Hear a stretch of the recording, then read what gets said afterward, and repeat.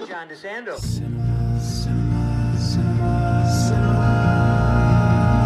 Classics, let's go to the movies and share some popcorn, soda pop with our friends.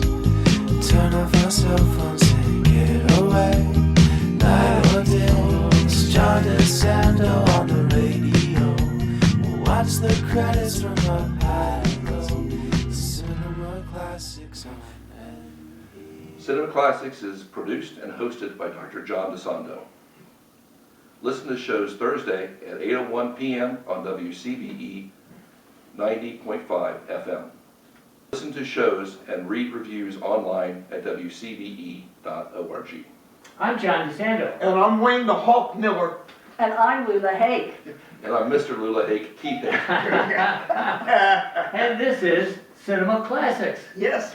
Well, boy, I'm so glad to have my dear friends Lula and Keith here, and Wayne too, because we need help when we're talking the Marvel Universe. There's just no way we can go it alone. And you two are experts, and we're looking forward to hearing your commentary. Lula, the film that we have today is called Captain America, Brave New World. Yes, it's the 35th film in the Marvel Cinematic Universe. 35? Correct. Yeah. And you will also sometimes hear Marvel Cinematic Universe as described as MCU. Oh, yes, okay, good. Yep. So Lula, this Captain America, which is not Captain Marvel, it's Captain America. Correct. Captain Marvel I is a prefer- DC universe and not Is a that Marvel right? universe. Is that right? That's a little key. He's got his captains mixed up. All right, so Captain America, what's the deal? So Captain America, he was originally the Falcon, and in the comics, what it was as a Falcon, he had the ability to communicate with birds. And he and Captain America first met in the comic books in issue 117, Captain America.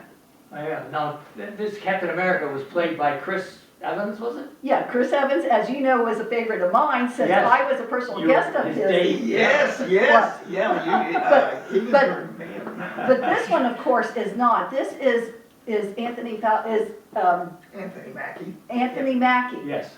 And what happens is they end up meeting where what happens is Captain America, he ages. And when he ages suddenly, rapidly, then he goes ahead and gives his shield to this Captain America, who used to be the Falcon. So Lula, now tell me, this is something I need to know.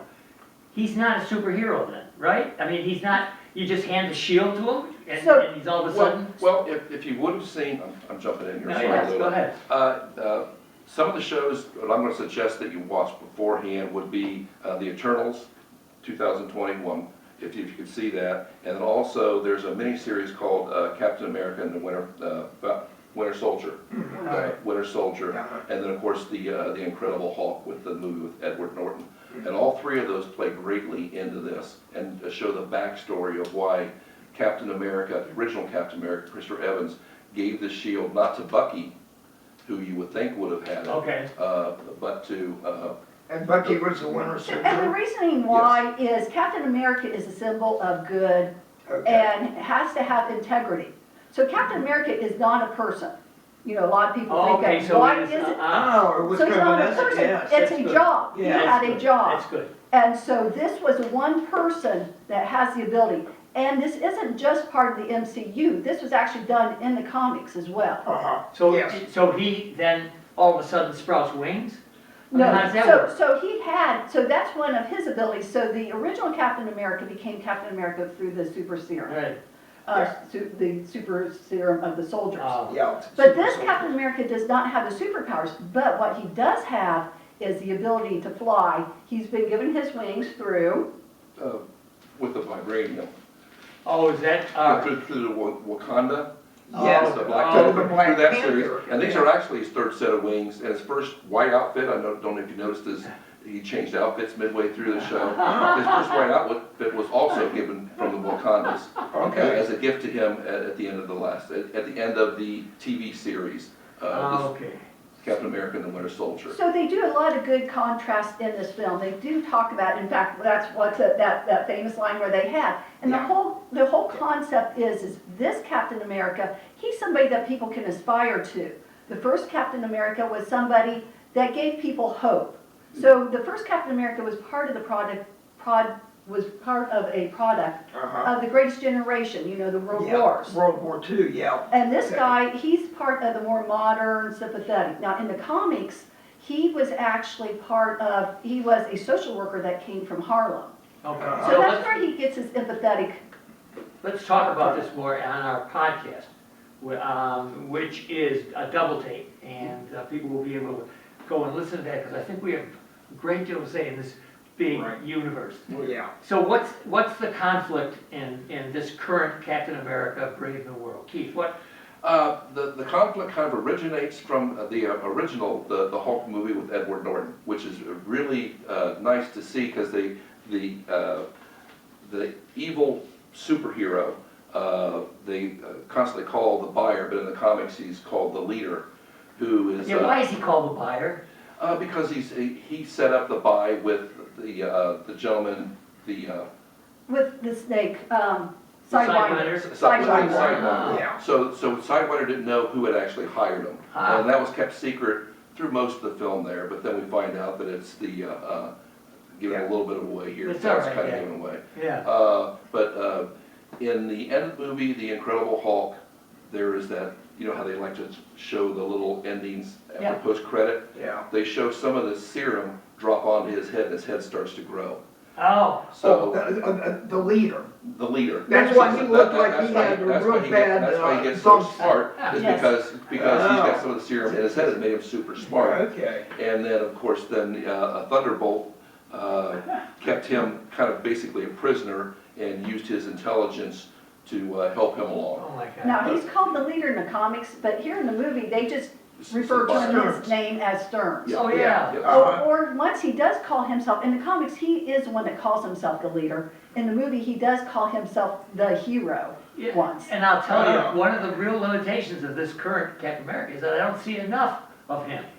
I think that they really seriously downplay the bad guy. That was my issue with the movie, is that they didn't really seem to have a bad guy in the whole movie. Well, isn't he the bad guy? Yeah, He was, a bad guy. but he wasn't a major focal point. Yeah, I mean, Tim Blake Nelson is terrific. Yeah. And The- he has that. Yeah, the first part of the movie I thought was really more of almost like one of the Tom Cruise movies, you know, Top Gun, without Tom Cruise. Okay. Because it really wasn't, it didn't seem to be more of a Marvel movie. It was more of almost a jet fighting movie, and there wasn't a whole lot of Marvel, you know, fighting Well, action. was it, I can jump in here for just a second, that, was it part of, in the comics, when I was reading, you know, all these reviews and everything, that the super soldier, and this one Isaiah Bradley, played by a great character actor, Carl Lumbly. That's a good part of it. Yeah, that he was more of a catalyst of,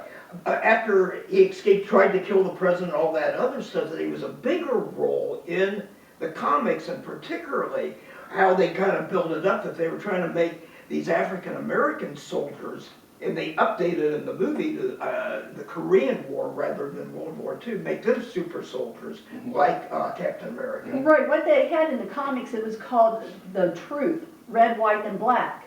And what they did was, the writers, what they were trying to do is, it was a take off the Tuskegee Yes. Oh, yeah, sure. Yes, Syphilis it's project. experimentations. where from 1932 to 1972, they had experimented on these men, leaving them untreated with syphilis. Yeah. And they left them untreated even after penicillin was discovered. Yes, just Oh. to see how it progressed and everything, yes. And so that's what made this and the whole experimentations then, but the ultimate incarceration for like 30 years with more experimentation on him. And he first appears for this in The Winter Soldier, that Okay. the Disney series. Okay. Okay, So he played a big part in that. This movie is not doing as well as others, all right? Actually, it's, Is it? what I read was it was doing the second best of all the Captain America releases. Oh, okay, Yeah. all right. So I if didn't you know in compare it general. to the Captain America, it's second best. Yeah, right. as Now- far as box office take, but some of the like the critics or whatever, that they're not all that happy with it. And they kept comparing it, how the last one that didn't do very well was Madam Web, which was part of the MCU. And that, it got kind of like, stinky reviews and all these scores and everything. So, in the case of this one, I think a lot of the box office depends upon Harrison Ford. Yes. And Anthony yeah. Mackie is a nice Yeah. guy, Right. and that's what I think is one of the virtues of this, is that he is really a good guy. Yeah, You know, yeah, and- good and- hero. And he does that very well. But nobody hits the screen the way Harrison Ford does. Yes. And what's your impression, Lou? What? Well, what better name is there than Thunderbolt Thaddeus? You know, Thunder, yes. Thaddeus When he was a Thunderbolt is military- amazing. Military general. So of course, Harrison Ford does his usual wonderful job. Yeah. And the Red Hawk is interesting, and you can actually, the interesting thing that we haven't talked about yet is there is another MCU movie coming out called The Thunderbolts. Really? Oh. There you go. That you think will, like, Would be No, who? we don't know. I don't know. But it's interesting that it's right after his name. yeah. So he is actually in this movie, while he seems like a bad guy, it's about a movie about him wanting to be a good guy. Yeah. Yeah. And that is, again, one of the contrasts of where the original Captain America, played by Chris Evans, Steve Rogers, he's all about the physical, the fighting and that type of stuff. Yes. Whereas this Captain America is more about the empathy. So that's one of the ways that he deals with the Red Hawk is through talking and being sympathetic. Right, because the Hulk is so angry. Yeah. What I found interesting about Harrison Ford's portrayal of the president was when he was giving his political speech, how he really leaned into the politician. Yes. All of a sudden, he started using his hands, That's a and he good- would make the hand gestures, good point, and he yeah. would do this, and he would look around, just strictly like a politician. They had Oh, the little yeah. screens and everything. He did a great job with that. And another part where I thought he did actually it was nice that they had him, and of course the original actor was William Hurt, who played it very straight-laced. I mean, he was straight military Oh, with a okay. mustache, and That's he right. was all gung-ho. And Harrison Ford, like Lula said, is trying to be more empathetic and trying to get in touch with his daughter, Exactly. Liv yeah. Tyler there. Yeah. And so he's got that little bit of the play where he really gets to show a little bit more range than Yes. just William Hurt got to show. Well, what I liked about his character, one of my favorite Harrison Ford movies is Air Force One, where he plays a decorated war hero who becomes U.S. president, and really, in this one he doesn't have to kick people off the airplane, like he did in Air Force It One. reminds me at the end, at the closing, a couple of people yelled out when they saw Liv Tyler de-aged. Oh yeah. Yeah. Oh, But yes, again, yeah. she was in the original movie, the Hulk, and she actually plays a pretty pivotal character in Yeah. the upcoming ones Lula knows about there. All right, Nope. Wayne, Lula, Keith, we have to direct our audience to our podcast, which is Double Take. Yeah. Because we have so much more to say. We're even going to Definitely. talk more about the universe. But Lula, I'll ask you, what do you advise our audience about Captain America: Brave New World? I'm with Keith. I think one of the ways to best really appreciate this film is to see the other films, Oh, or to no. see the Yeah. Incredible Hulk, to see the Captain America, Well, the Eternals. the Eternals, You know, to see the Winter Soldier. That's really good advice Yeah, because if they have the chance to. ordinarily you'd say, well, no, you don't have to see it. You can just enjoy it as it is. With I think this one This one really you really would should. ask you to see the others fully to appreciate And it. at least see the Incredible Hulk with that. Okay.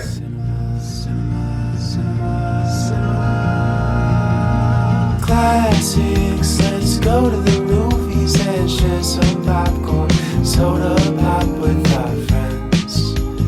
Turn off our cell phones and get away.